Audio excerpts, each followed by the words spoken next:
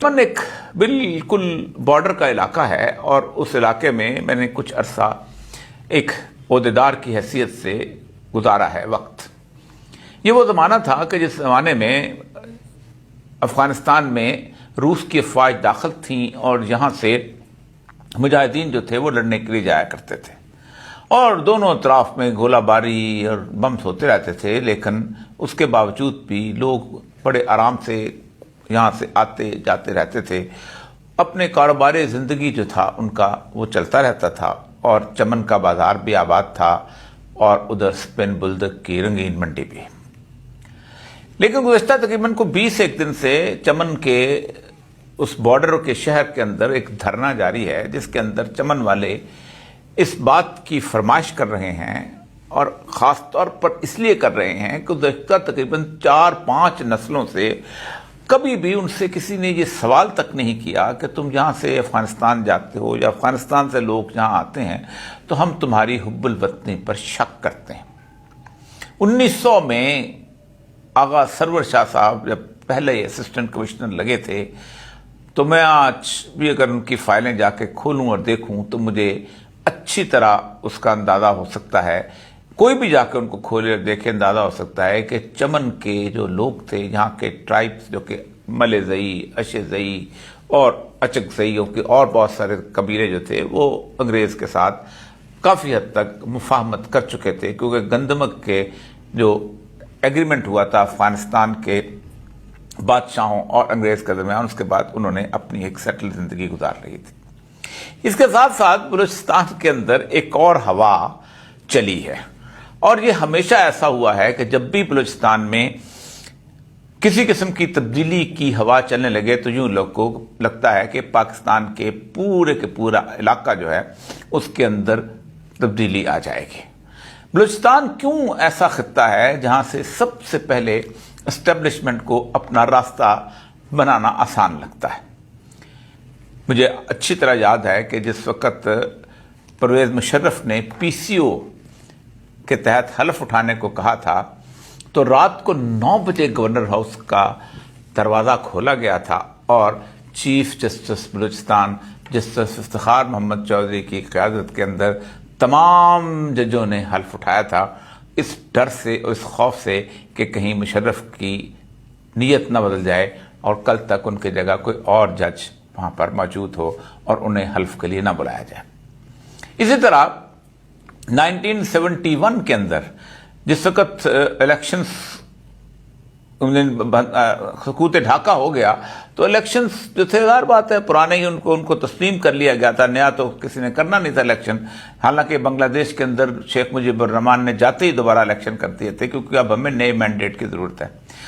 تو اس کے تحت جو اسمبلی وجود میں آئی تھی اس کو 9 مہینے کے بعد جب ذوالفقار علی بھٹو نے توڑ کے آرمی ایکشن کا اعلان کیا تھا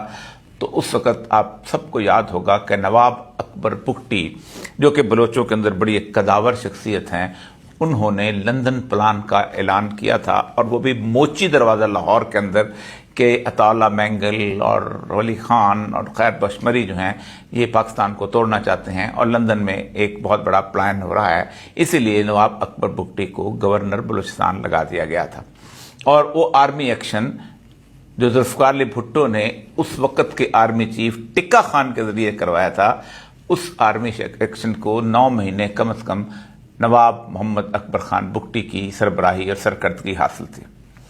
آج بھی اخبارات کی وہ تصویریں موجود ہیں جن میں نواب صاحب جو ہیں وہ مینگل اور مری قبائل کے لوگوں سے ہتھیار واپس لے رہے ہیں اور وہ ہتھیار سرنڈر کر رہے ہیں اور ملک جو ہے وہ امن کی بھاشا بول رہا ہے۔ اسی دوران حکومتیں جو ہیں وہ بدلی جا رہی تھیں تو موجودہ جام صاحب جو ہیں، جام کمار، ان کے دادا جام غلام قادر جو تھے ان کو خاص طور پہ توڑا گیا تھا اور ان کے ساتھ حکومت بنائی گئی تھی۔ آپ کو یاد ہوگا کہ نواب بارودئی کی حکومت تھی، پھر اس کے بعد جام صاحب کی حکومت آئی اور جمیعت علماء اسلام جو کہ سمجھتے ہیں کہ ہمیں کوئی خرید نہیں سکتا، اس کے 2 ممبران صالح محمد اور مولانا حسن شاہ صاحب، ان دونوں کو خریدا گیا تھا، اور نواب بگٹی صاحب ان کے سامنے کہا کرتے تھے کون کہتا ہے کہ ہم علماء جو ہیں یا جمعیت علماء اسلام کے لوگ جو ہیں ان کی وفاداریاں نہیں خریدی جا سکتی، یہ دیکھیں دونوں میرے سامنے بیٹھے ہیں، ان کو ہم نے خریدا تھا۔ ایسا کیوں ہوا ہے؟ یہ بات کیسے بنی؟ یہ کس طرح ہوئی؟ تھوڑا سا تاریخ کے دھروکوں کی طرف لے چلتا ہوں اور پھر آپ کو اندازہ ہوگا کہ بلوچستان کے 1.5 کروڑ لوگوں کی جو قسمت ہے وہ چند سرداروں کی مٹھی کے اندر بند ہوئی ہے، اور وہ جب چاہتے ہیں اپنے ان 1.5 کروڑ عوام کو بلوچ اور پشتون دونوں کو بیچ دیتے ہیں۔ انگریز جب برصغیر پاک و ہند میں آیا تو اس خطے کے اندر بھی اس نے اپنے راستے بچھانے شروع کیے۔ تو پنجاب ابھی نہیں فتح ہوا تھا، سندھ فتح ہو چکا تھا، نیپیر جو تھا اس نے سندھ فتح کر لیا تھا، تو انہوں نے پہلی جنگ جو ہے 1839 میں مری قبائل کے ساتھ کی تھی، اور وہ کیپٹن جو تھا لوئس براؤن، اس کی ڈائری میں لکھا ہے جس میں ان کو بہت بری طرح شکست ہوئی تھی، اور وہ واپس آ گئے تھے، اور انگریز کی سلطنت جو تھی وہ چیکو آباد پر ختم ہو جاتی تھی، جہاں جان چیکپ جو تھے وہ ڈپٹی کمشنر تھے۔ دوسری طرف جب 1749 کے اندر جس وقت پنجاب فتح کیا گیا، 1847 48 اور پھر 49 میں اسٹیبلش کر لیا تھا اس کو چیلے والے کی لڑائی کے بعد، تو ڈیرہ غازی خان جو تھا وہاں پر رابرٹ سنڈے من جو تھا وہ ڈپٹی کمشنر لگ گیا تھا۔ جان چیکپ جو تھا وہ سمجھتا تھا کہ ہم روند کے چلے جائیں گے اور ان کو ایک ساتھ ہم آگے بڑھتے ہوئے افغانستان کی سرحد جا پہنچیں گے، جبکہ رابرٹ سنڈے من کے بارے میں کہا جاتا ہے کہ وہ جب یہاں پر آیا تو اس نے دیکھا کہ بلوچ سردار جو ہے اس کو تو بڑی آسانی سے رام کیا جا سکتا ہے اور اپنے ساتھ ملایا جا سکتا ہے، تو انہوں نے اس کے ذریعے مری قبیلوں کے ساتھ، بگٹی قبیلوں کے ساتھ، بزدار قبیلوں کے ساتھ، کھتران قبیلوں کے ساتھ تعلقات بنانے شروع کیے، اور اس کے ساتھ ساتھ اس نے خاص طور پہ خان آف کلات سے کہا کہ میں تمہارے ساتھ جو ہے ملنا ملاقات کرنا چاہتا ہوں، اور اس نے ان سرداروں کو کافی حد تک جو تھا اپنے ساتھ ملا لیا تھا۔ تو آپ کو حیرانی ہوگی کہ اس کام میں نواب امام بخش مری اور نواب جمال خان لغاری، جن کے دادا فاروق لغاری صاحب کے، ان کو اس نے ساتھ ملایا، اور 1 جنوری 1876 کو خان اور کلات کے دربار عام میں شریک ہوا۔ ایک موقع کے اوپر خان نے ووٹ آف ایلیجنس کی بات کی کہ کون میرے ساتھ ہے اور کون نواب یا سردار جو ہے وہ رابرٹ سنڈے من کے ساتھ ہے۔ تو میں ذرا نام پڑھ دیتا ہوں کہ 90 کے قریب سرداروں میں سے صرف 2 سردار جو تھے خان کے ساتھ رہ گئے تھے، ان کے بیٹے سردار ملا محمد خان ریسانی، سردار اللہ دینا کرد، سردار شادی خان بنگلدئی، محمد سید خان محمد شہید، جندہ خان شوانی، بری قبیلہ کے مہر اللہ خان، میر ہزار خان، گل محمد خان، کرم خان بجرانی، نال خان لورانی، بگٹی قبیلہ سے گہور خان بگٹی، ہیبت خان مسوری بگٹی، فتح خان نوتھانی بگٹی، روگا خان کھلپر بگٹی، کھیترانوں میں بلوچ خان کھیتران، قادر بخش کھیتران، دین محمد بزدار اور ڈیرہ غازی خان کے تمام بلوچ سردار سنڈے من کی قیادت کے اندر وہاں حاضر تھے۔ اور جب انہوں نے کہا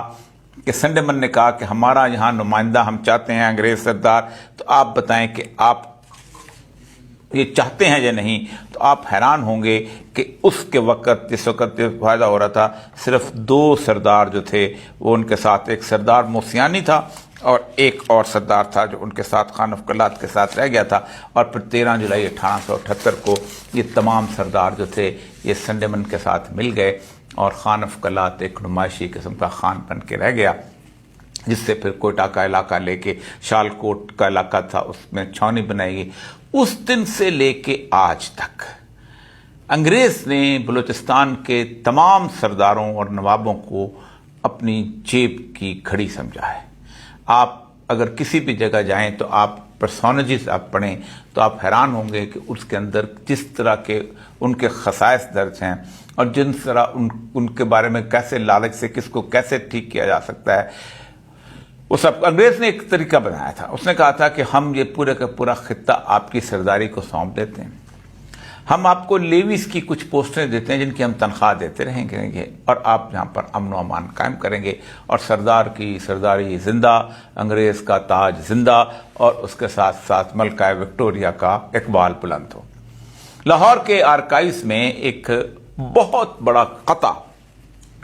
شاندار قسم کے